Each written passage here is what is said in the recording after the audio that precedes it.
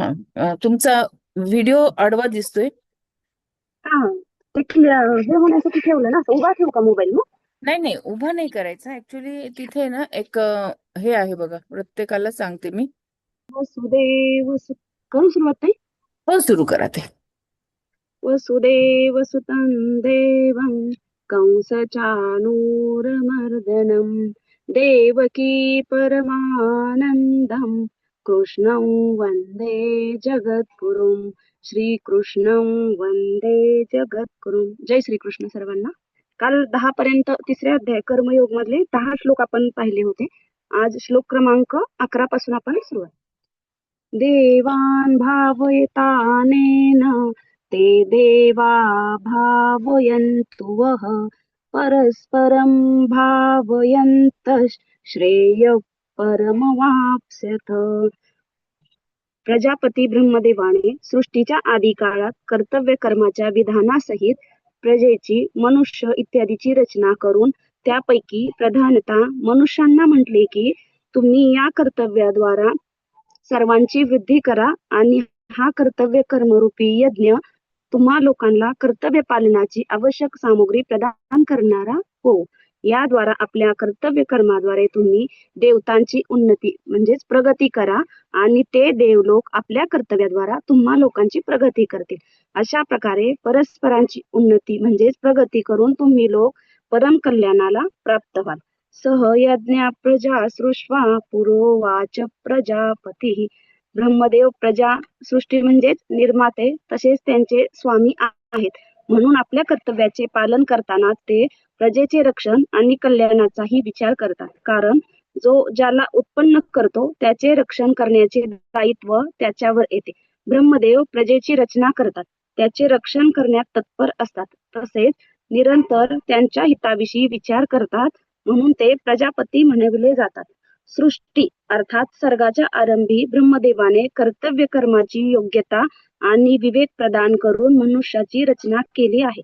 अनुकूल आणि प्रतिकूल परिस्थितीचा सदुपयोग कल्याण करणारा होतो, म्हणून ब्रह्मदेवाने अनुकूल आणि प्रतिकूल परिस्थितीचा सदुपयोग करण्याचा विवेक प्रदान करूनच मनुष्याची रचना केली आहे. अनेन प्रसविष्वध्वं त्वेषवोत्विष्टकामधुक्. ब्रह्मदेव मनुष्यांना म्हणतात की तुम्ही लोकांनी आपापल्या कर्तव्य पालनाद्वारा सर्वांची वाढ करा, उन्नती करा.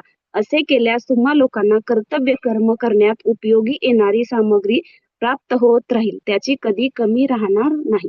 अर्जुनाची कर्म न करण्याविषयी जी रुची होती ती नाहीशी करण्यासाठी भगवंत म्हणतात की प्रजापती ब्रह्मदेवाच्या वचनाप्रमाणे सुद्धा तू कर्तव्य कर्म करण्याचा उपदेश घेतला पाहिजे. दुसऱ्यांच्या हितासाठी कर्तव्य कर्म केल्यानेच तुझी लौकिक आणि पारलौकिक उन्नती होऊ शकते. निष्काम भावाने केवळ कर्तव्य पालनाच्या दृष्टीतून कर्म केल्यास मनुष्य मुक्त होतो आणि सकाम भावाने कर्म केल्यास मनुष्य बंधनात पडतो. प्रस्तुत प्रकरणामध्ये निष्काम भावाने केल्या जाणाऱ्या कर्तव्य कर्माचे विवेचन चालू आहे, म्हणून येथे इष्टकाम पदाचा अर्थ इच्छित भोग सामग्री जो सकाम भाव सूचक घेणे उचित म्हणजेच योग्य प्रतीत होत नाही. येथे त्या पदाचा अर्थ यज्ञ म्हणजेच कर्तव्य कर्म करण्याची आवश्यक सामग्री असा आहे. कर्मयोगी नेहमी देण्याचा भाव ठेवतो, घेण्याचा नव्हे. कारण घेण्याचा भाव हा बांधणारा आहे. घेण्याचा भाव ठेवल्याने कल्याण प्राप्तीत तसेच सांसारिक पदार्थाच्या प्राप्तीमध्येही बाधा उपस्थित होते. बहुधा सर्वांचा असा अनुभव आहे की संसारात घेण्याचा भाव ठेवणारास कोणी देऊ इच्छित नाही, म्हणून ब्रह्मदेव म्हणतात की कशाचीही इच्छा न करता निस्वार्थ भावाने कर्तव्य कर्म केल्याने मनुष्य आपले कल्याण म्हणजेच उन्नती करू शकतो. शरीर, इंद्रिये, मन, बुद्धी, पदार्थ इत्यादी आपले नाहीत आणि आपल्यासाठीही नाहीत हा सिद्धांत आहे, म्हणून आपापल्या कर्तव्याचे पालन करण्याने आपोआप एकमेकांची उन्नती होते. कर्तव्य आणि अधिकारासंबंधी मार्मिक संकेत तिथे दिलेले आहेत. जेव्हा मनुष्य आपल्या कर्तव्याचे पालन करून दुसऱ्याच्या अधिकाराचे रक्षण करतो तेव्हा कर्मयोग होतो. जसे माता पित्याची सेवा करणे पुत्राचे कर्तव्य आहे आणि माता पित्याचा तो अधिकार आहे. जो दुसऱ्याचा अधिकार असतो ते आपले कर्तव्य असते. म्हणून प्रत्येक मनुष्याने आपल्या कर्तव्य पालनाद्वारा दुसऱ्याच्या अधिकाराची रक्षा करावी. तसेच दुसऱ्याचे कर्तव्य पाहू नये. दुसऱ्याचे कर्तव्य पाहिल्याने मनुष्य स्वतः कर्तव्यच्युत होतो, कारण दुसऱ्याचे कर्तव्य पाहणे आपले कर्तव्य नाही. तात्पर्य, दुसऱ्याचे हित करणे हे आपले कर्तव्य आहे आणि दुसऱ्याचा अधिकार आहे. जरी अधिकारी कर्तव्याचाच अधीन असतो तरी पण मनुष्याने आपला अधिकार पाहूच नये, तर आपल्या अधिकाराचा त्याग करावा.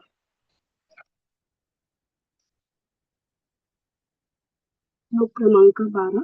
इष्टान भोगान्यो देवा दास्यन्ते यज्ञभाविताः तैर्दत्तान प्रदायेभ्यो यो भुङ्क्ते स्तेन एव सः. यज्ञाने पुष्ट झालेले देवही तुम्हा लोकांना न मागताच कर्तव्य पालनाची आवश्यक सामुग्री देत राहतील.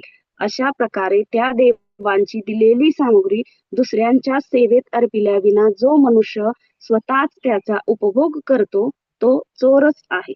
इष्टान भोगान्यो देवा दास्यन्ते यज्ञ भाविताः. येथे इष्टभोग शब्दाचा अर्थ इच्छित पदार्थ होऊ शकत नाही, कारण मागील 11व्या श्लोकात परम कल्याणाची गोष्ट आली आहे. त्याच्या हेतूसाठी हा 12वा श्लोक आहे. भोगेच्या असताना परम कल्याण कधीही होणे शक्य नाही, म्हणून येथे इष्ट शब्द यज धातूपासून निर्माण झाल्याने, तसेच भोग शब्दाचा अर्थ आवश्यक सामग्री असल्यामुळे उपर्युक्त पदाचा ते देव तुम्हा लोकांना यज्ञ म्हणजेच कर्तव्य कर्म करण्यासाठी आवश्यक असलेली सामुग्री देत राहतील, असा इथे अर्थ आलेला आहे. मन, बुद्धी इत्यादी सर्व पदार्थ आम्हाला संसाराकडून मिळाले आहेत.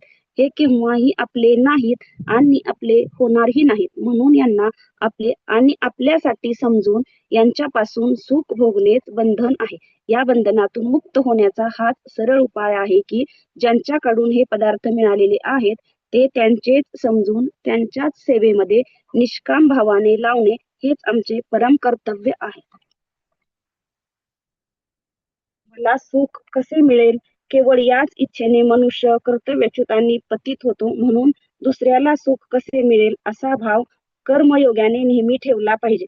घरामध्ये माता पिता, भाऊ बहीण, स्त्री पुरुष जितक्या व्यक्ती आहेत त्या सर्वांनी एकमेकांच्या हिताचा विचार केला पाहिजे. बहुतेक सेवा करणाऱ्यांकडून एक चूक होते की तो मी सेवा करतो, मी वस्तू देतो असे समजून खोटा अभिमान बाळगतो. वास्तविक पाहिले तर सेवा करणारी व्यक्ती सेव्याची वस्तू सेव्याला देते. जसे आईचे दूध ते तिच्या स्वतःसाठी नसून मुलासाठीच असते, तसेच मनुष्याजवळ जेवढी सामुग्री आहे ती त्याच्या स्वतःसाठी नसून दुसऱ्यासाठी आहे. म्हणून मनुष्याला प्राप्त सामग्रीविषयी ममता करण्यास, अर्थात तिला आपली आणि आपल्यासाठी समजण्याचा अधिकार नाही. ममता जरी ठेवली तरी प्राप्त सामग्री तर नित्य राहणार नाही, केवळ ममता रूप बंधन राहील. याच कारणाने भगवंत म्हणतात की वस्तूंना आपली समजून स्वतः तिचा भोग घेणारा मनुष्य चोरच आहे. अनंत जन्माच्या कर्मबंधनापासून मुक्त होण्यासाठी मनुष्याला स्वतंत्रता मिळालेली आहे, परंतु तो त्याचा दुरुपयोग करून कर्म आणि कर्मफलाविषयी ममता आसक्ती ठेवतो. परिणामी नवे बंधन निर्माण करून तो स्वतः फसतो आणि पुढे अनेक जन्मात दुःख भोगण्याची तयारी करतो. म्हणून मनुष्याने त्याला जी काही सामुग्री मिळाली आहे त्याद्वारा त्याने त्रैलोक्याची सेवा करावी, अर्थात त्या सामुग्रीला त्याने भगवंत, देवता, ऋषी, पितर, मनुष्य इत्यादी सर्व प्राण्यांच्या सेवेमध्ये लावावे. श्लोक क्रमांक 13. यज्ञशिष्टाशिनः सन्तो मुच्यन्ते सर्वकिल्बिषैः भुञ्जते ते त्वघं पापा ये पचन्त्यात्मकारणात्. यज्ञशेषाचा म्हणजे योगाचा अनुभव करणारे श्रेष्ठ मनुष्य संपूर्ण पापापासून मुक्त होतात, परंतु जे केवळ स्वतःसाठीच अन्न शिजवतात, अर्थात सर्व कर्म करतात, ते पापी लोक तर पापाचेच भक्षण करतात. यज्ञशिष्टाशिनः सन्तु. कर्तव्य कर्माचे निष्काम भावनेने विधीपूर्वक पालन केल्यास यज्ञशेषाच्या रूपात योग अथवा समताच होते. कर्मयोगात महत्वाची गोष्ट अशी आहे की संसाराकडून प्राप्त झालेल्या सामग्रीद्वाराच कर्म होते. म्हणून संसाराच्या सेवेत लावण्यानेच ते कर्म म्हणजेच यज्ञ सिद्ध होते. यज्ञाची सिद्धी झाल्यास सहज राहिलेले अवशिष्ट योग आपल्यासाठी होते. हा योग समता यज्ञशेष आहे, ज्याला भगवंतानी 4थ्या अध्यायामध्ये अमृत म्हटले आहे. याच अध्यायाच्या 9व्या श्लोकात भगवंतानी यज्ञार्थ कर्माऐवजी अन्यत्र कर्मांना बंधनकारक म्हटले आहे आणि 4थ्या अध्यायाच्या 23व्या श्लोकात यज्ञार्थ कर्म करणाऱ्या मनुष्याचे संपूर्ण कर्म विलीन होण्याविषयी म्हटले आहे. या दोन्ही श्लोकात जी गोष्ट आली आहे तीच गोष्ट सर्व किल्बिषही पदांनी म्हटली गेली आहे. तात्पर्य, यज्ञशेषाचा अनुभव करणारे मनुष्य संपूर्ण बंधन रूपी कर्मातून मुक्त होतात. पाप कर्म तर बंधनकारक असतातच, सकाम भावनेने केलेले पुण्य कर्मही फलदायक असल्याने बंधनकारक असतात. यज्ञशेष समताचा अनुभव झाल्यास पाप आणि पुण्य दोन्हीही राहत नाही. मनुष्याला आपल्या कर्माचे फळ स्वतःलाच भोगावे लागते, परंतु त्याच्याद्वारा केले गेलेल्या कर्माचा प्रभाव संपूर्ण संसारावर पडतो. आपल्यासाठी कर्म करणारा मनुष्य आपल्या कर्तव्यापासून च्युत होतो आणि आपल्या कर्तव्यापासून च्युत झाल्यामुळे राष्ट्रात दुष्काळ, महामारी, मृत्यू इत्यादी महान कष्ट होतात. म्हणून मनुष्यासाठी उचित आहे की त्याने आपल्यासाठी काहीही करू नये, आपले काहीही समजू नये, तसेच आपल्यासाठी कशाचीही इच्छा ठेवू नये.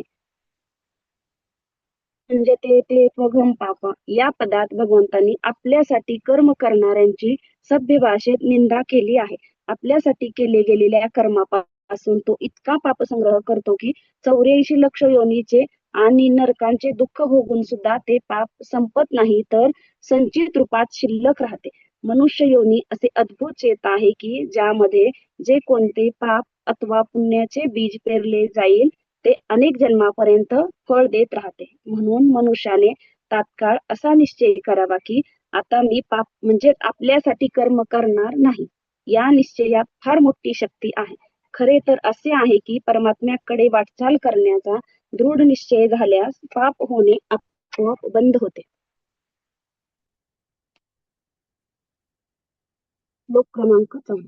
अन्नाद भवति भूतानि पर्जन्यादन्न संभवः यज्ञाद भवति पर्जन्यो यज्ञ कर्म समोद्भवः कर्म ब्रह्मोद्भवं विद्धि ब्रह्माक्षर समोद्भवम् तस्मात् सर्वगतं ब्रह्म नित्यं यज्ञे प्रतिष्ठितम्. संपूर्ण प्राणी अन्नापासून उत्पन्न होतात. अन्नाची उत्पत्ती वर्षाने म्हणजे पावसाने होते. वर्षा यज्ञाने होते. यज्ञ कर्माने संपन्न होतो. कर्मांनातू वेदचे उत्पन्न जाण आणि वेदाला अक्षर ब्रह्मापासून प्रकट झालेला जाण, म्हणून तो सर्वव्यापी परमात्म्यामध्ये, यज्ञामध्ये आणि कर्मामध्ये नित्य स्थित आहे.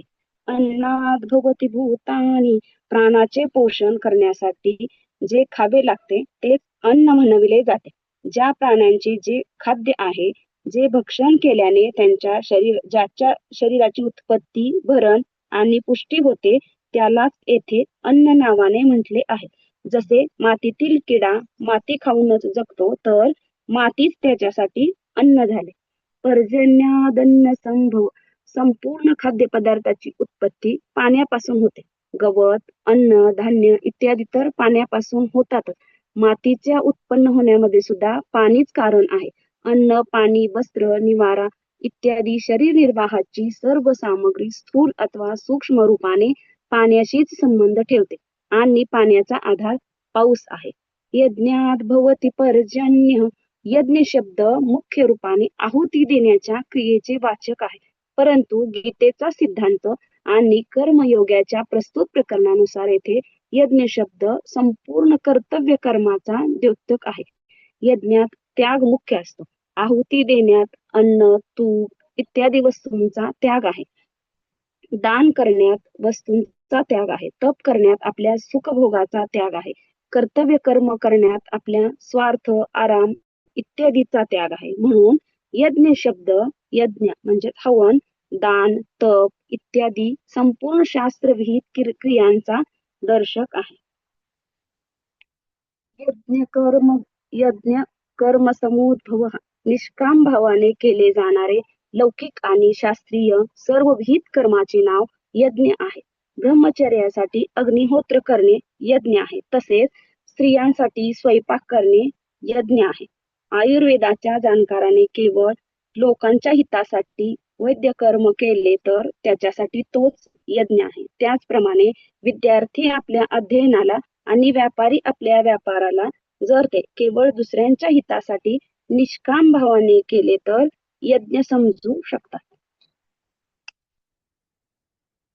कर्म ब्रह्मोद्भवं विद्धी वेद कर्तव्य कर्म करण्याची विधी सांगतात. मनुष्याला कर्तव्य कर्म करण्याच्या विधीचे ज्ञान वेदांपासून होत असल्यानेच कर्माला वेदापासून उत्पन्न झाले असे म्हटले गेले आहे. वेद शब्दाच्या अंतर्गत ऋग्वेद, यजुर्वेद, सामवेद आणि अथर्ववेदांसह स्मृती, पुराण, इतिहास, रामायण, महाभारत तसेच भिन्न भिन्न संप्रदायाच्या आचार्यांचे अनुभव, वचन इत्यादी संपूर्ण वेदानुकूल शास्त्रांना गृहीत धरले पाहिजे. भगवंत अर्जुनाला जो आपल्या कर्तव्य कर्मापासून परावृत्त होऊ इच्छित होता त्याला अनेक युक्तींनी परत कर्तव्याचे पालन करण्यावर विशेष भर देत आहेत. सृष्टी चक्रानुसार चालण्याची अर्थात आपल्या कर्तव्याचे पालन करण्याची जबाबदारी मनुष्यावरच आहे. म्हणून जो मनुष्य आपल्या कर्तव्याचे पालन करीत नाही त्याचा उपहास भगवंत पुढील श्लोकात करतात. एवं प्रवर्तितं चक्रं नानुवर्तयति हयः अघायुरिंद्रिया रामो मोघं पार्थ स जीवति. हे पार्थ, जो मनुष्य या लोकात अशा प्रकारे परंपरेने चालत आलेल्या सृष्टी चक्रानुसार चालत नाही तो इंद्रिय भोगांद्वारा भोगात रममान होणारा पापी म्हणजे पापमय जीवन जगणारा मनुष्य संसारात व्यर्थच जगतो. व्याख्या. पार्थ म्हणतो 9व्या श्लोकात प्रारंभ केलेल्या प्रकरणाचा उपसंहार करून भगवंत या ठिकाणी अर्जुनाला पार्थ संबोधन देऊन जणू म्हणत आहेत की तू त्या पृथा म्हणजे कुंतीचा पुत्र आहेस जिने आजीवन कष्ट सहन करूनही आपल्या कर्तव्याचे पालन केले होते. म्हणून तुझ्याकडूनही आपल्या कर्तव्याची अवहेलना व्हावयास नको. ज्या युद्धाला तू घोर कर्म म्हणत आहेस ते तुझ्यासाठी घोर कर्म नाही तर यज्ञ म्हणजेच कर्तव्य कर्म आहे. याचे पालन करणे सृष्टी चक्रानुसार वर्तन करणे आहे आणि याचे पालन न करणे म्हणजे सृष्टी चक्रानुसार वर्तन न करणे होय. जसे रथाच्या चाकाचा लहानसा भाग जरी तुटला तरी त्याच्या सर्व अंगांना तसेच त्यात बसलेल्या रथी आणि सारथ्याला धक्का बसतो, त्याचप्रमाणे जो मनुष्य 14व्या-15व्या श्लोकामध्ये वर्णन केलेल्या सृष्टी चक्रानुसार वर्तन करत नाही तो संपूर्ण सृष्टीच्या संचलनामध्ये बाधा आणतो. इंद्रियाराम, जो मनुष्य कामना, ममता, आसक्ती इत्यादींनी युक्त होऊन इंद्रियाद्वारा भोग भोगतो त्याला या ठिकाणी भोगात रममान होणारा म्हटले गेले आहे. असा मनुष्य पशुपेक्षाही नीच आहे. कारण पशु नवीन पाप करत नाहीत तर पूर्वी केल्या गेलेल्या पापांचे फळ भोगून शुद्ध होऊ लागतात. परंतु इंद्रियाराम म्हणजे मनुष्य नवनवीन पाप करून पतनाकडे जातो आणि त्याबरोबरच सृष्टी चक्रात बाधा उत्पन्न करून संपूर्ण सृष्टीला दुःख पोहोचवितो. 9व्या श्लोकापासून इथपर्यंत जे वर्णन आले आहे त्याचे तात्पर्य निस्वार्थ भावाने दुसऱ्यांची सेवा करण्यातच आहे. श्लोक क्रमांक 17.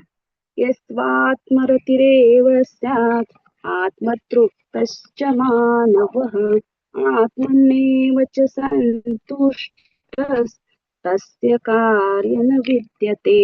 परंतु जो मनुष्य आपण आपल्यातच रममान असणारा आणि आपण आपल्यातच तृप्त असणारा तसेच आपण आपल्यातच संतुष्ट आहे त्याच्यासाठी कोणतेही कर्तव्य नाही. व्याख्या.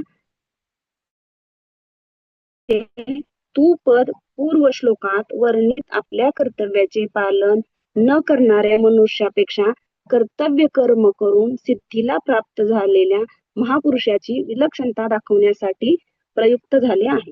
जोपर्यंत मनुष्य आपला संसाराशी संबंध मानतो तोपर्यंत तो आपली आवड, प्रीती, इंद्रियांच्या भोगाशी तसेच स्त्री, पुरुष, परिवाराशी ठेवतो आणि तृप्ती म्हणजे जेवणाने, अन्न, पाणी तसेच तुष्टी म्हणजे संतुष्टी धनाने समजतो, परंतु याविषयी त्याची प्रीती, तृप्ती आणि तुष्टी कधीही पूर्ण होणारी नसते आणि निरंतरही नसते, कारण संसार प्रतिक्षण परिवर्तनशील आहे, जड आणि नाशवान आहे, तसेच स्व नित्य एकरस राहणारा आणि अविनाशी आहे.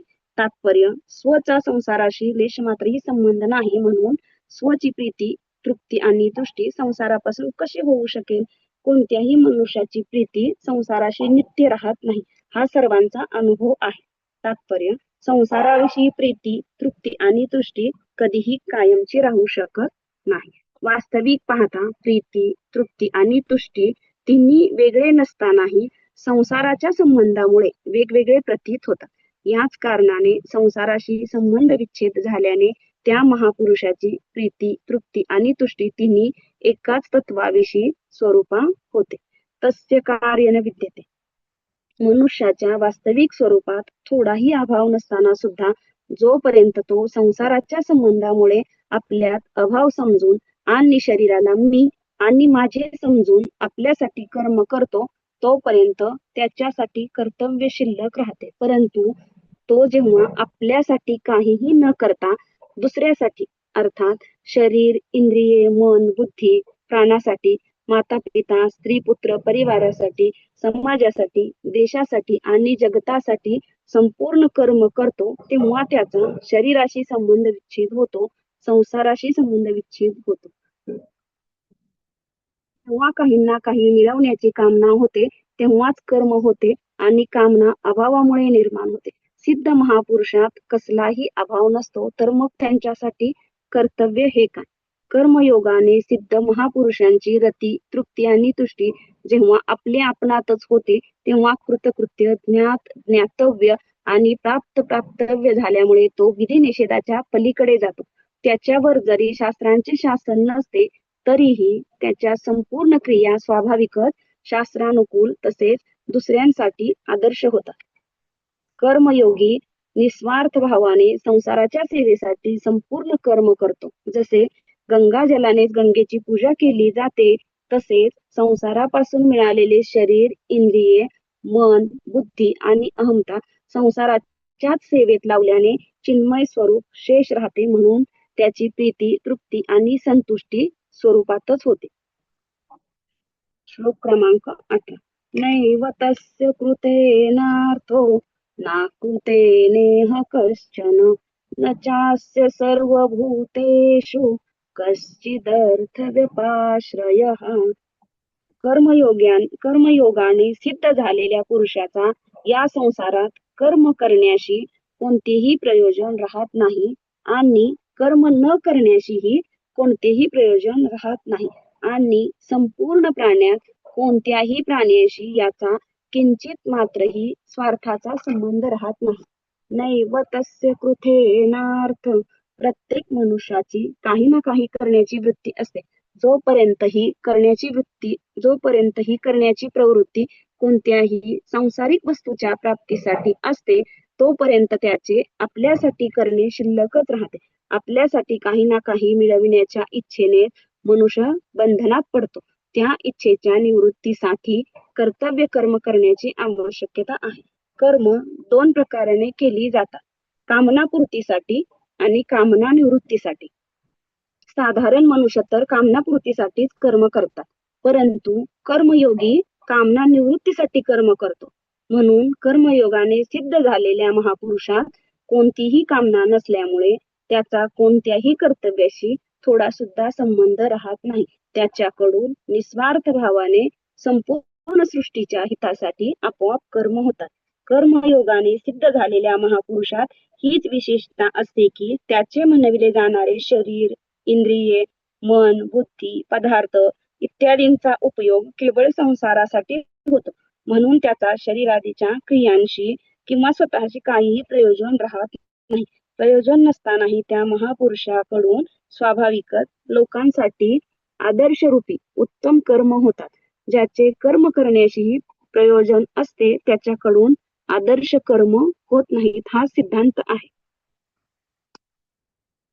जोपर्यंत मनुष्याच्या ठिकाणी आस आसक्त जोपर्यंत मनुष्याच्या ठिकाणी करण्याची आसक्ती, मिळवण्याची कामना, जगण्याची आशा आणि मरण्याचे भय असते, तोपर्यंत त्याच्यावर कर्तव्याचे दायित्व राहते. परंतु ज्याचे ठिकाणी कोणत्याही क्रियेच्या करण्या आणि न करण्याविषयी कोणतीही आसक्ती नाही, संसारातील कोणतीही वस्तू इत्यादी प्राप्त करण्याची इच्छा नाही, जिवंत राहण्याविषयी काहीही आशा नाही आणि मृत्यूपासून कसलेही भय नाही, त्याला कर्तव्य करावे लागत नाही, तर त्याच्याकडून सहज कर्तव्य कर्म होत राहतात. येथे अकर्तव्य होण्याची शक्यता असते, तेथेच कर्तव्य पालनाची प्रेरणा दिली जाते. गीतेत कर्मयोगाचे प्रकरण जरी दुसऱ्या अध्यायाच्या 39व्या श्लोकापासून प्रारंभ झाले आहे, तरी कर्मयोगाच्या मूळ साधनेचे वेचन दुसऱ्या अध्यायाच्या 47व्या श्लोकात केले गेले आहे. त्या श्लोकाच्या म्हणजे दुसऱ्या अध्यायातल्या 47व्या श्लोकामध्ये 4 चरणामध्ये सांगितले गेले आहे. कर्मण्येवाधिकार असते, म्हणजे तुझा कर्म करण्यातच अधिकार आहे. मा फलेषु कदाचन, कर्मफलात तुझा केव्हाही अधिकार नाही. मा कर्मफल हेतुर्भूर, तू कर्मफलाला हेतूही होऊ नको. आणि माते संगोस्त कर्म, तुझी कर्म न करण्याविषयी आसक्ती होऊ नये. प्रस्तुत म्हणजे वरील श्लोकामध्ये त्याच उपयुक्त साधनाच्या सिद्धीची गोष्ट आहे. या ठिकाणी दुसऱ्या अध्यायातील 47व्या आणि तिसऱ्या चरणात साधकासाठी जी गोष्ट सांगितली आहे ती या श्लोकाच्या उत्तरार्धात सिद्ध महापुरुषांसाठी सांगितली आहे.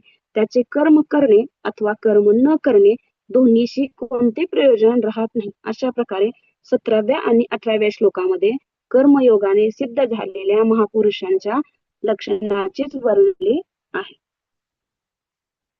मागील 2 श्लोकात वर्णन केलेल्या महापुरुषांची स्थिती प्राप्त करण्यासाठी साधकांनी काय केले पाहिजे, यासाठी भगवंत पुढील श्लोकामध्ये साधना सांगतात. तस्माद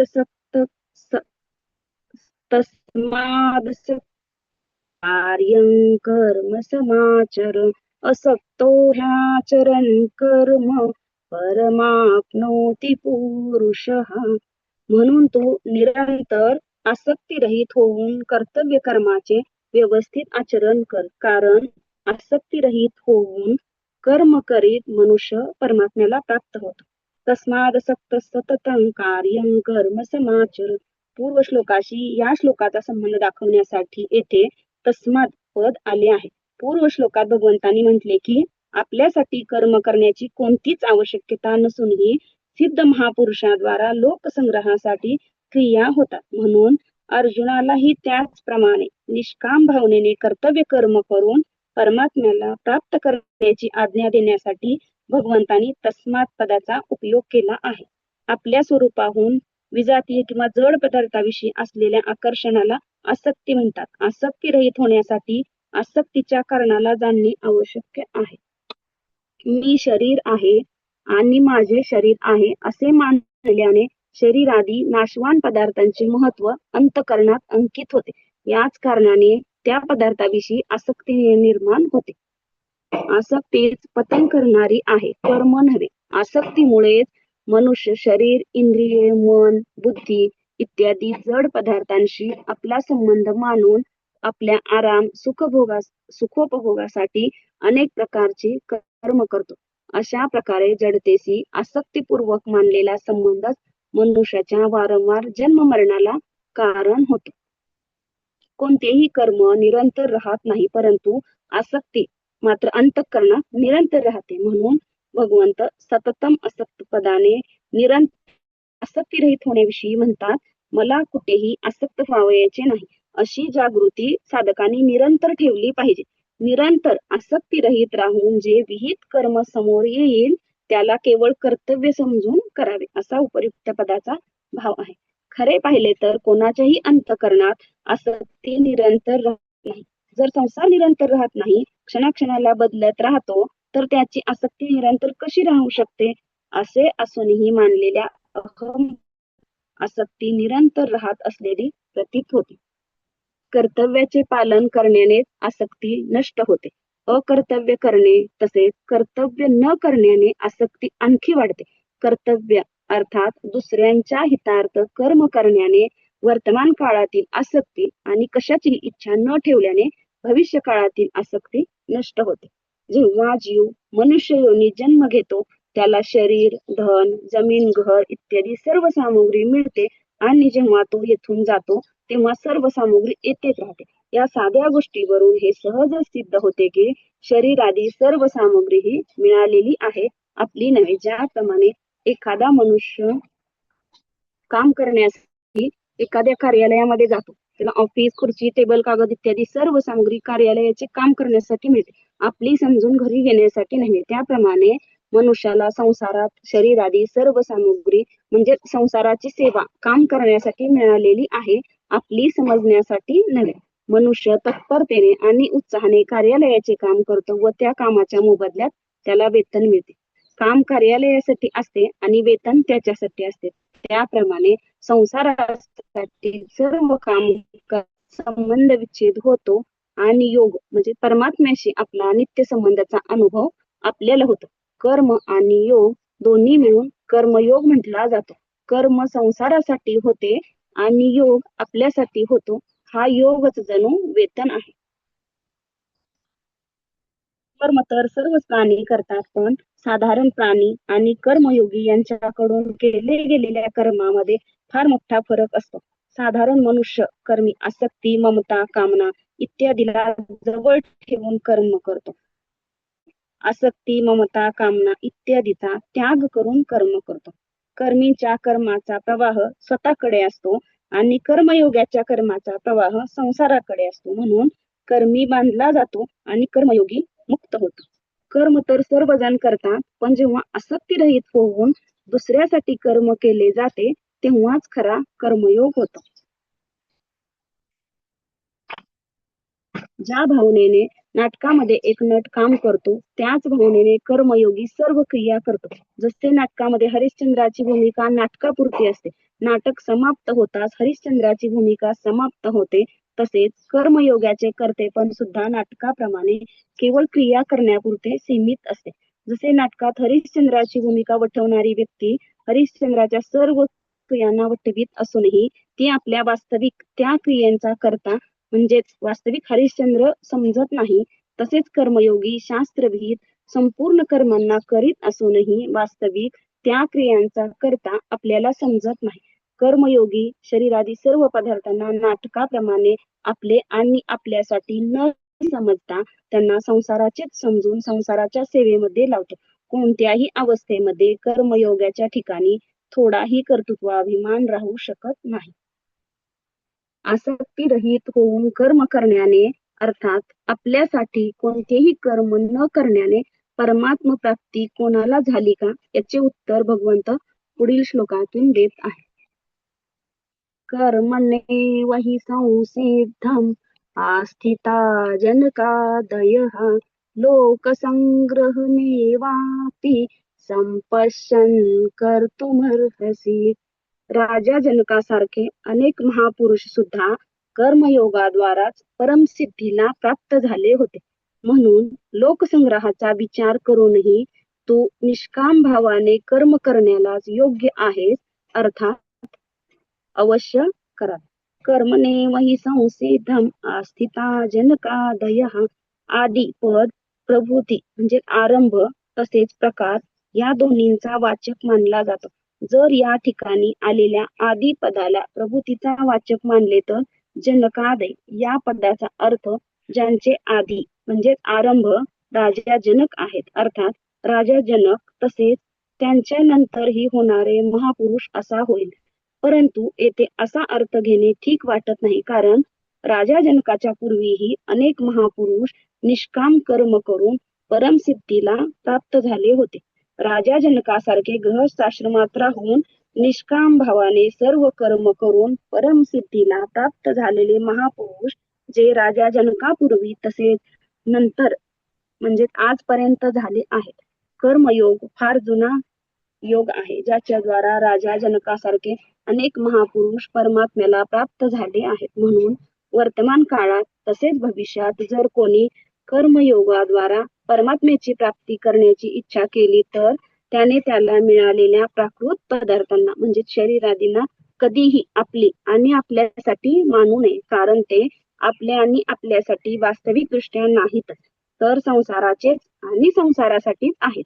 या वास्तविकतेला समजून घेऊन संसारापासून मिळालेल्या वस्तूंना संसाराच्याच सेवेमध्ये लावल्याने सुगमतेने संसाराशी संबंध विच्छेद होऊन परमात्म प्राप्ती होते. म्हणून कर्मयोग परमात्म प्राप्तीचे सुगम, श्रेष्ठ आणि स्वतंत्र साधन आहे, यात काही संशय नाही.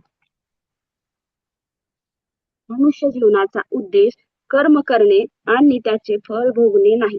परमात्म्याच्या प्राप्तीची उत्कट अभिलाषा तेव्हाच जागृत होऊ शकते जेव्हा संसारिक भोग आणि संग्रहाची इच्छा राहत नाही आणि साधकाच्या जीवनाचा एकच उद्देश परमात्म प्राप्ती करणे असेल. परमात्म प्राप्ती करण्याच्या व्यतिरिक्त कोणत्याही कार्याचे त्याला महत्व वाटू नये. वास्तविक परमात्म प्राप्तीशिवाय मनुष्य जन्माचे अन्य काही प्रयोजनच नाही. आवश्यकता केवळ या प्रयोजनाला अथवा उद्देशाला ओळखून त्याची पूर्तता करायची आहे. कोणत्याही मनुष्याचे जीवन दुसऱ्याच्या सहाय्यतेशिवाय चालू शकत नाही. शरीर मातापित्यापासून मिळते आणि विद्या, योग्यता, शिक्षण इत्यादी गुरुजनांपासून मिळते. जे अन्न आपण सेवन करतो ते दुसऱ्यांकडून उत्पन्न केले गेलेले असते. जे वस्त्र आपण वापरतो ते दुसऱ्याकडून बनवले गेलेले असते. ज्या निवासस्थानात आपण राहत असतो ते दुसऱ्याकडून तयार केले गेलेले असते. ज्या सडकेवर चालतो ती दुसऱ्याकडून बनवली गेलेली असते, इत्यादी. अशा प्रकारे प्रत्येक मनुष्याचा जीवन निर्वाह दुसऱ्यावर अवलंबून आहे. म्हणून प्रत्येक मनुष्यावर दुसऱ्याचे ऋण आहे, जे फेडण्यासाठी यथाशक्ती दुसऱ्यांची निस्वार्थ भावाने सेवा करणे आवश्यक आहे. आपल्या म्हणविल्या जाणाऱ्या शरीरादी संपूर्ण संसारिक पदार्थांना थोडेही आपले आणि आपल्यासाठी न समजल्याने मनुष्य ऋणातून मुक्त होतो. येथे आलेले कर्मणेवहि संसिद्धम आस्थिता पदानी सिद्ध होते की कर्मयोग मुक्तीचे स्वतंत्र साधन आहे.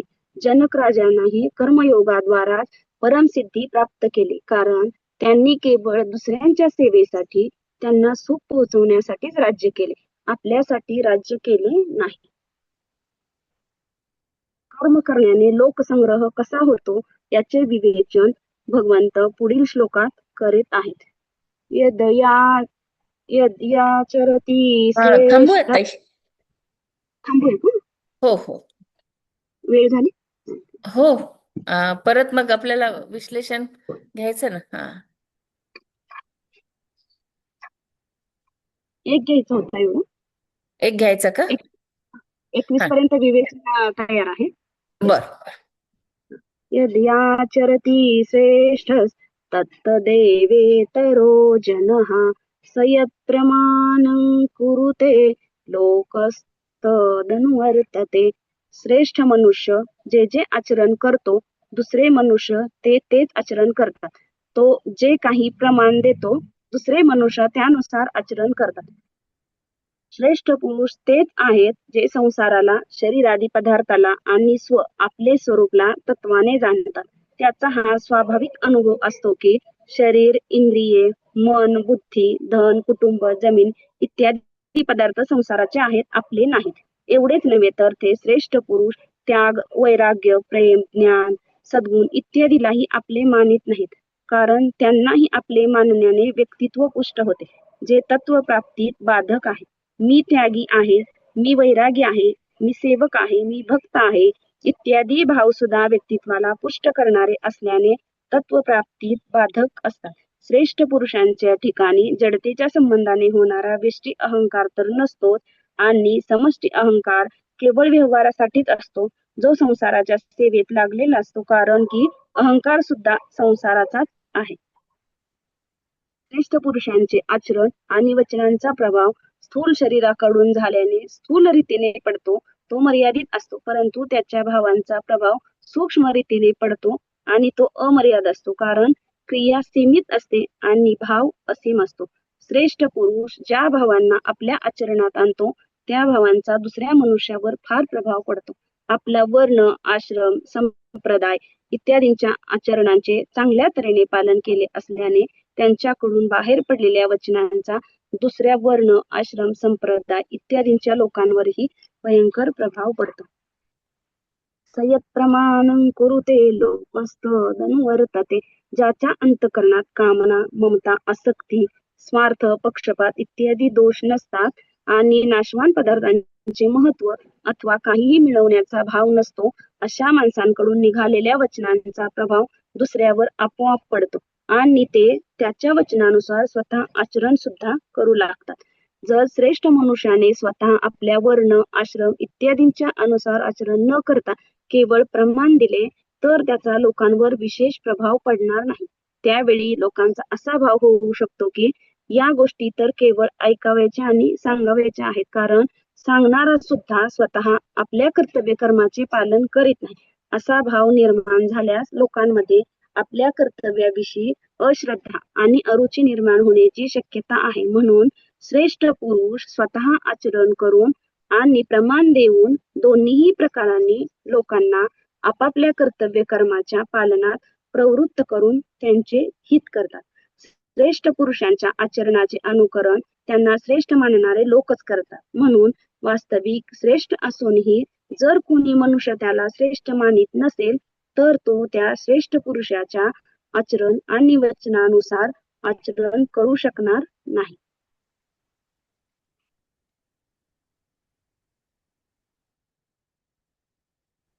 तीन चुकात आपले स्वतःचे उदाहरण देऊन लोकसंग्रहाविषयी पुष्टी करतात. थांबूया ते. हो चालेल ते. तेच म्हणलं, म्हणजे मग आपण पुढे पुढे जात छान वाचलं बरं का.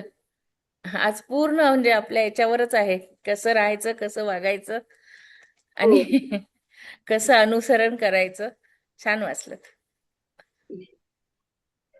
निशाताई पुढे कंटिन्यू. कोण आहे आज? हा, निशाताईच हो, करणार. निशाताई बर.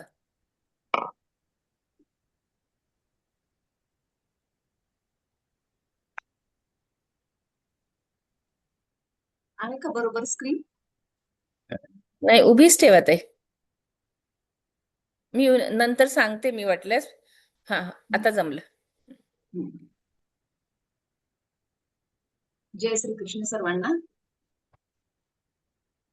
सद्गुरूंना वंदन करून मी श्लोकांचा अर्थ सांगते. श्लोक क्रमांक 11.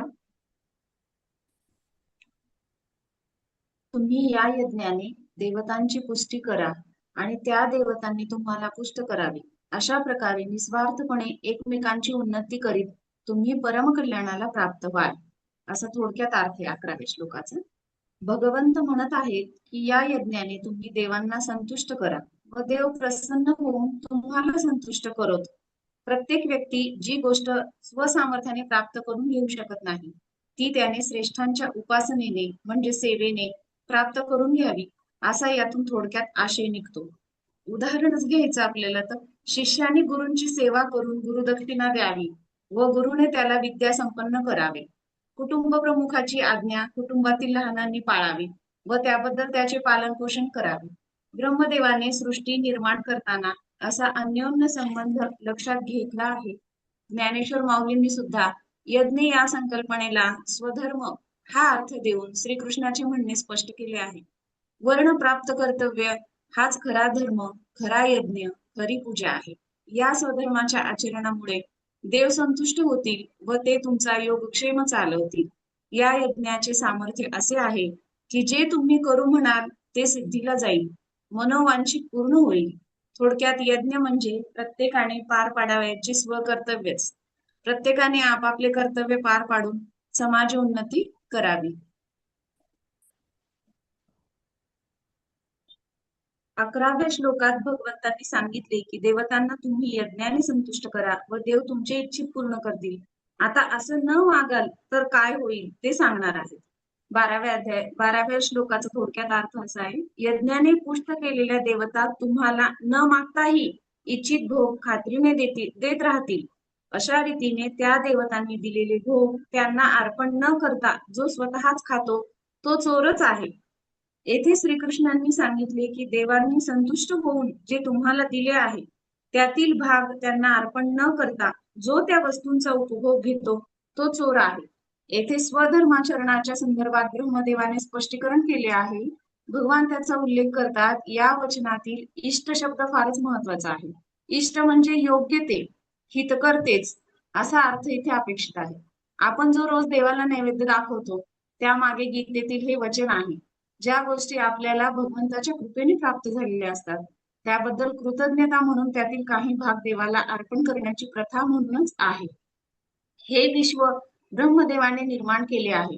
जीवाच्या जगण्याला ज्या सर्व गोष्टी लागतात त्यांची आधी निर्मिती त्यांनी केली व मग जीव मात्र निर्माण केले. यामध्ये सर्व गोष्टी निसर्गतः घडून येतात. हे निसर्ग चक्र चालण्यास प्रत्येकाने आपापला वाटा उचलून हातभार लावला पाहिजे. म्हणजेच प्रत्येकाने आपल्या स्वधर्माप्रमाणे आचरण केले पाहिजे. पण मनुष्य जर स्वैरपणे वागू लागेल तर त्याचे दुष्परिणाम होऊन निसर्ग चक्र कसे बिघडते त्याचा आपण सध्या अनुभव घेत आहोत. वातावरणातील संतुलन बिघडलेले आपणास तीव्रतेने जाणवत आहे. यासाठी आपण काय करू शकतो याचा विचार करायला हवा. नैसर्गिक संपत्तीचा योग्य वापर करून ती आपल्याला उपलब्ध झाल्याबद्दल कृतज्ञता व्यक्त करणे हे आपले कर्तव्यच आहे. ज्या सर्व वस्तू आपल्या जीवन जगण्यामध्ये सहाय्यक आहेत त्या सर्वांचे दिवसभरात किमान एकदा तरी आभार मानलेच पाहिजेत. तसेच प्रत्येक मनुष्य जन्माला येताना आपल्या बरोबर देवऋण, ऋषी ऋण व पितृऋण अशी 3 ऋणे घेऊन जन्मतो. हे सर्वांचे ऋण फेडण्याकरिता भगवंतांनी स्वधर्माप्रमाणे आचरण हे यज्ञ संकल्पनेतून सांगितले आहे. स्वधर्माचरण किती दक्षतेने करावे हे सांगताना माऊली म्हणतात, पाण्याचा त्याग करीन तर मरण ओढवेल.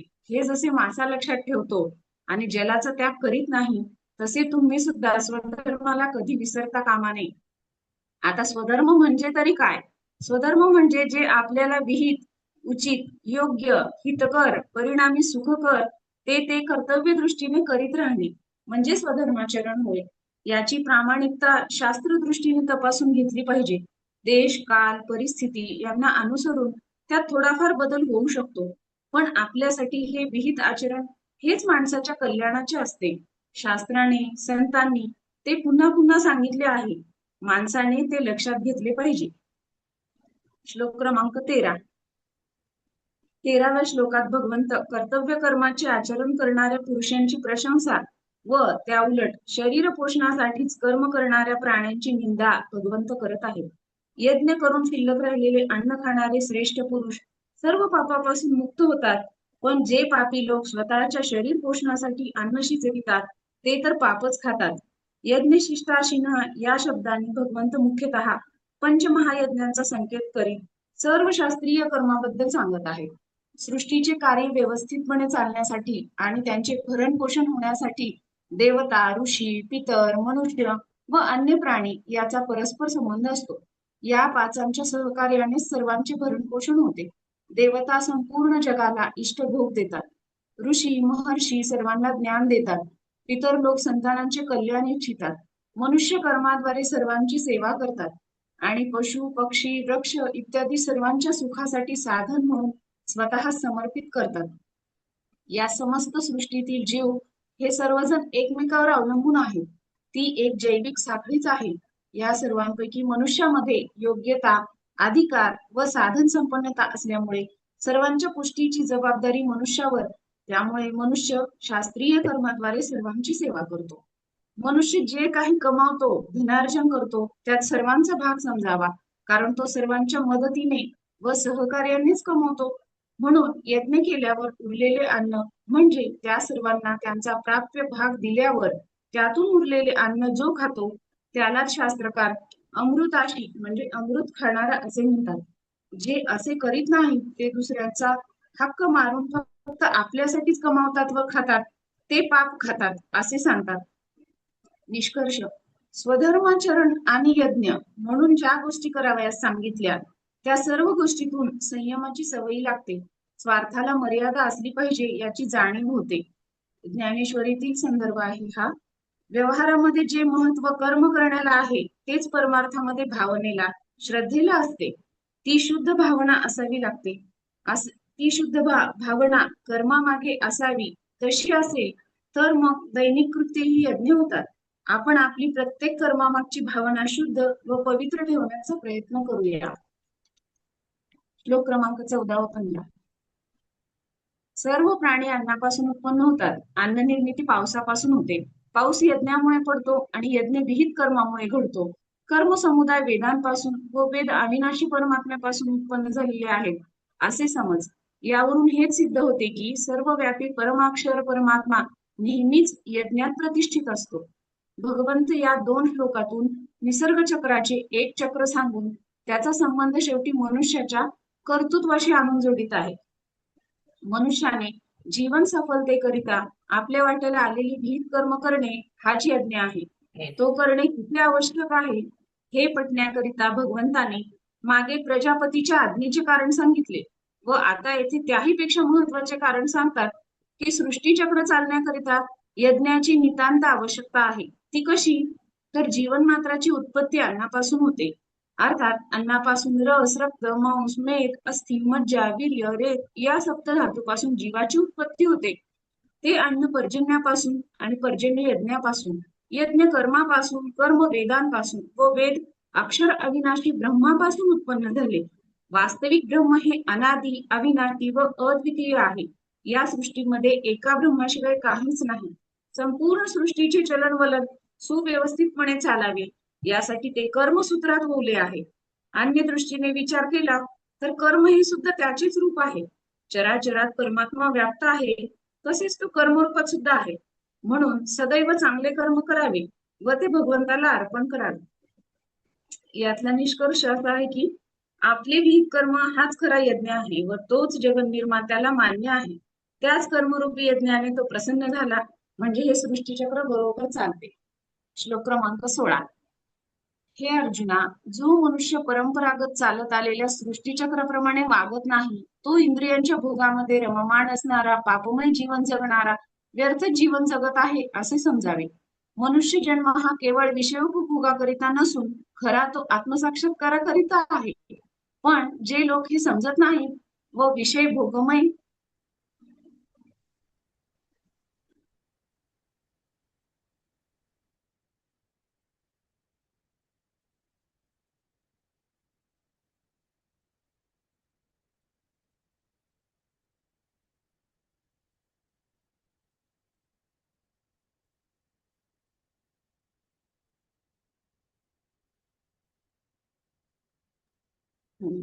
चालू कर.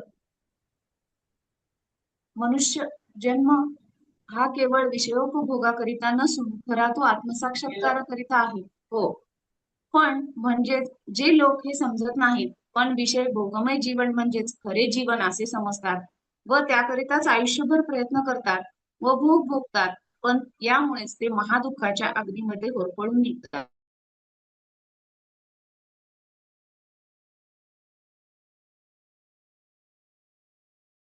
या न्यायाप्रमाणे पारस्परिक सहकार्य लाभावे व सर्व जग सुखी व आनंदमय वातावरणाने ओतप्रोत भरावे हा त्यामागील हेतू आहे. प्रत्येक जीव कुठेतरी गुंतलेला असावा, एकमेकांविषयी प्रेम असावे म्हणून त्याला कर्माच्या धाग्यामध्ये बांधून टाकले आहे.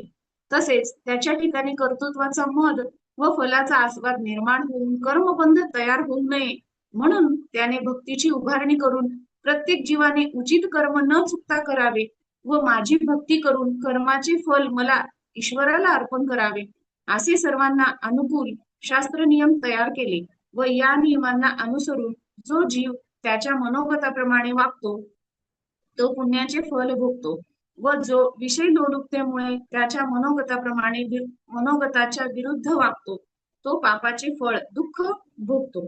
तात्पर्य असे की प्रत्येकाने आपल्या वाट्याला आलेले कर्म अवश्य करावे व ईश्वर भक्तिमय जीवन जगावे हीच भगवंतांची इच्छा. श्लोक क्रमांक 17. परंतु जो मनुष्य आत्म्यामध्येच रमणारा व आत्म्यामध्ये तृप्त आणि आत्म्यामध्ये संतुष्ट असतो त्याला कधीच कर्तव्य शिल्लक राहत नाही. कर्मापासून निर्माण झालेल्या शरीरादी संसाराची जोपर्यंत आसक्ती आहे तोपर्यंत त्या पुरुषावर कर्तव्याची जबाबदारी असणारच व ज्याची साधनेच्या बलाने देहादी संसाराची आसक्ती सुटलेली आहे व ज्याचे मन आत्मचिंतनामध्येच रममाण झालेले आहे, जो आत्मचिंतनानेच संतुष्ट होतो अशा पुरुषाला स्वतःच्या देहाचेच भान नसते. मग देहासंबंधी कर्माचे तरी भान कसे असणार? आता पूर्वाभ्यासाने त्याची इंद्रिय ठराविक कर्म करत राहणारच, परंतु ती कर्मे होत असताना सुद्धा परी तो तेथीचा नव्हे या माऊलीच्या उक्तीप्रमाणे त्याची मनोवृत्ती तेथे हजर नसते, तर ती आत्मचिंतनामध्येच लीन झालेली असते. या श्लोकात सांगितलेली सर्व लक्षणे स्थितप्रज्ञाचीच आहेत. जो सदैव आपल्यातच स्थित आहे, अंतर्मुखी स्थितीमध्ये लीन आहे, अशा महापुरुषाला कर्माचे कोणतेही बंधन राहत नाही, कारण ही ब्राह्मी स्थिती आहे. उदाहरणार्थ, सन्मानाने सेवानिवृत्त झालेला एखादा गृहस्थ मी आता मोकळा झालो आहे, मला काही काम उरले नाही असे म्हणतो, तेव्हा त्याचा अर्थ तो खात नाही, पीत नाही, हातापायांची हालचाल करत नाही असा होतो का? आता नोकरीवर जाणे, ठरलेली गाडी पकडण्यासाठी कसे तरी घाईघाईत जेवणे, कामावर उपस्थित असल्याची स्वाक्षरी करणे, वरिष्ठांचा रोष ओढवणार नाही म्हणून त्याला जपणे, हाताखालची कामचुकारपणा करणार नाहीत यावर लक्ष ठेवणे, पगारवाढ आणि बढती मिळण्याची चिंता वाहणे, या सर्व व्यापातून तो आता मोकळा झाला आहे, एवढाच त्याचा अर्थ असतो. म्हणजे आता त्याला स्वार्थासाठी काही करायचे नसते, आत्मतृप्ताला काही कार्य नसते, त्याचाही अर्थ असाच आहे. आत्मतृप्त मनुष्य आत्म्यामध्ये संतुष्ट राहतो. निष्कर्ष, आपणही थोड्या प्रमाणात का होईना संसाराचा व्याप विसरून भगवंताच्या नामस्मरणात आत्मिक आनंद शोधण्याचा, काही काळ त्या आनंदात स्थिर राहण्याचा प्रयत्न करूया. श्लोक क्रमांक 18. त्या महापुरुषाला या विश्वात कर्मे करण्याने काही प्रयोजन असत नाही, तसेच कर्मे न करण्यानेही काही प्रयोजन असत नाही. तसेच सर्व प्राणी मात्रातही त्याचा जरा देखील स्वार्थाचा संबंध असत नाही. जो आत्मसंतुष्ट झाला आहे तो कर्म करील किंवा करणार नाही, पण दोन्ही वेळी त्याच्या अंतःकरणात लाभाची अपेक्षा लवलेशानेही नसते, स्वार्थ नसतो. कारण आत्मप्राप्तीचे संपूर्ण समाधान लाभलेले असल्याने तो आपल्या ठिकाणी इतका परिपूर्ण असतो की जगतातील कोणत्याही जीवमात्राविषयी वा वस्तुजाताविषयी त्याचा अर्थार्थी काहीही संबंध उरलेला नसतो. सामान्य माणसाचे करणे न करणे त्याच्या स्वार्थ बुद्धीवर अवलंबून असते. लाभ दिसला तरच मनुष्य कर्म करतो, किंवा लाभ दिसला नाही किंवा नुकसान होते असे वाटले तर तो कर्म करीत नाही. स्वाभाविकपणेच या स्वार्थ बुद्धीने त्याला कर्माची बंधने प्राप्त होतात. जो पूर्ण झाला आहे, आत्मतृप्त झाला आहे, असा मनुष्य कोणत्याही कर्माच्या बंधनाने बांधला जात नाही, कारण त्याचे जगाशी संबंध आपण समजतो तसे नसतातच. जो आत्म्यामध्ये संतुष्ट झाला आहे त्याला जगताकडून कशाचीही विशेष अपेक्षा असत नाही. बंध लागतात ते अपेक्षेमुळे, याचे हवे नको संपलेले असल्यामुळे याला कोणत्याही बंधाचा संबंध राहत नाही. काही जवळ असल्याने दोष उत्पन्न होत नाही, दोष उत्पन्न होतो तो आसक्तीमुळे. धीर गंभीर असा महात्मा तो की विकार उत्पन्न करणारी कारणे आसपास असतानाही ज्याच्या अंतःकरणाला विकृती येत नाही, म्हणून जो अखंडितपणे आत्मस्वरूपात रममाण झालेला असतो त्याला देहधर्माने वागत असताना कर्माचा लेप लागत नाही.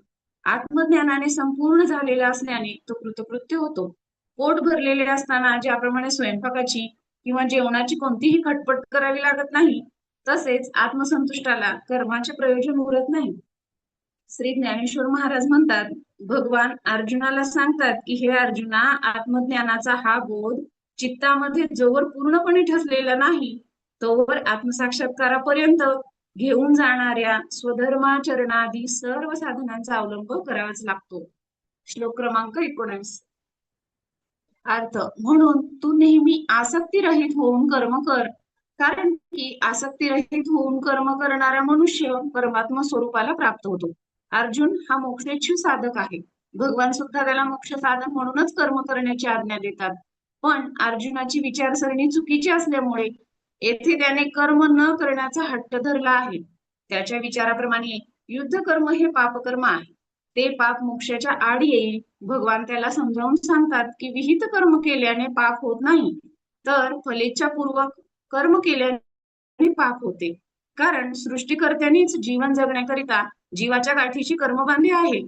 ते जर फलेच्छा मनात धरून केले तर नियंत्याच्या इच्छेविरुद्ध झाल्यामुळे पाप लागते व अंतःकरण अशुद्ध करून मोक्षाच्या आड येते. पण तेच कर्म फलासक्ती रहित केवळ कर्तव्य या भावनेने केले तर अंतःकरण शुद्ध करते व परिणामी परमात्म्याची प्राप्ती होते. माऊली त्यांच्या शब्दात सांगतात, म्हणूनी तू नियतू सकळ काम रहितू, होऊन या उचितू स्वधर्मे रहाटे.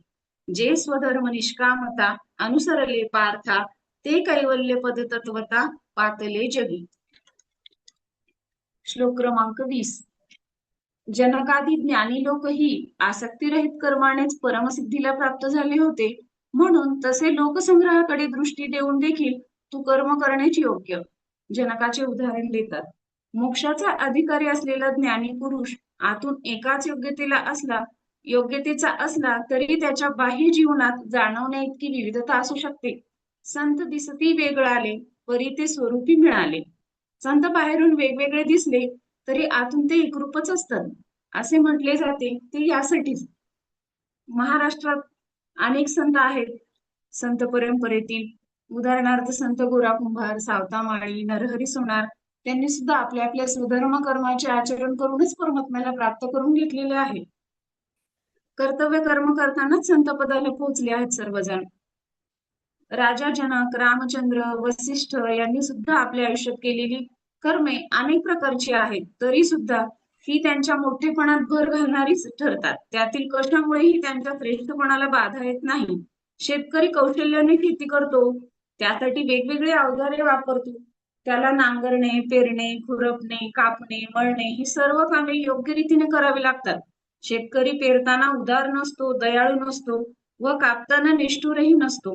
तो दोन्ही वेळी फक्त शेतकरीच असतो. तसेच मुक्त पुरुषाचीही असते. त्याच्या एकरस आत्मतृप्त निष्काम वृत्तीमुळे त्याचे कोणतेही कर्म त्याच्या श्रेष्ठ पदाच्या आड येत नाही. उलट ही निष्काम निर्लेप कर्मे मोक्ष प्राप्तीची साधनेही बनू शकतात. हितप्रज्ञता आली आहे की नाही याची खरी कसोटी कर्मे करताना व्याप सांभाळतानाच लागत असते. श्लोक क्रमांक 21.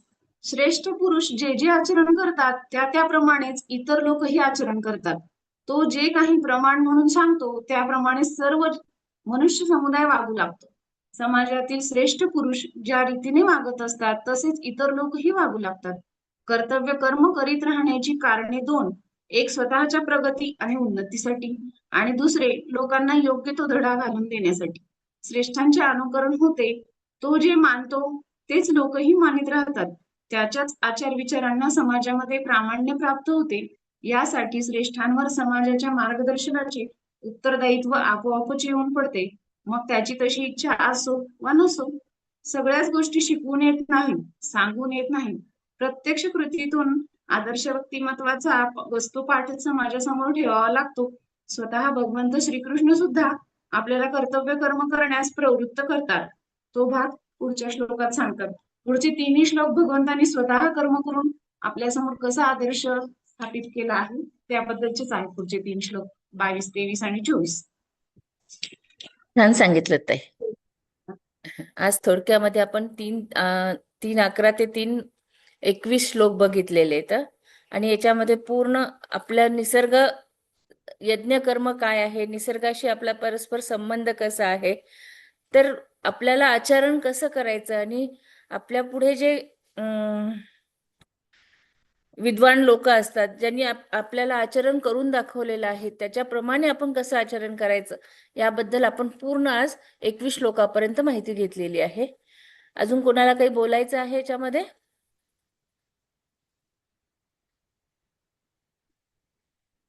दोघींनी पण छान वाचलं. अजून काही कोणाला बोलायचं असेल तर सांगा.